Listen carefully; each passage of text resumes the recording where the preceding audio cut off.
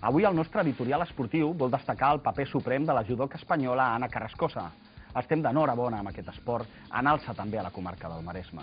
La valenciana Ana Carrascosa va assolir el bronze en el Mundial de Rotterdam, arrodonint un any espectacular. S'ha pujat al podi en cadascuna de les grans cites que ha tingut aquest any, tot assolint la plata en l'Europeu de Tbilisi, l'or en la World Cup de Madrid i el bronze en els Jocs del Mediterrani. I a Rotterdam, Carrascosa tampoc no ha volgut faltar la regularitat que manté amb el podi, assolint el bronze i la seva primera medalla en un campionat del món. La valenciana es mostrava feliç al seu retorn de la ciutat holandesa i declarava estar molt satisfeta amb aquest resultat, ja que un Mundial és un dels tornejos juntament amb uns Jocs Olímpics amb major nivell.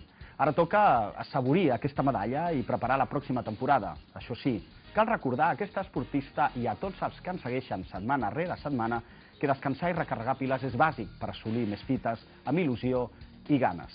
Cal preguntar-se, però, les arts marcials i els esports minoritaris necessiten més suport institucional? És evident que l'esforç dels esports individuals és molt més gran que el d'esports col·lectius que, a més, estan abrigallats per les seves entitats.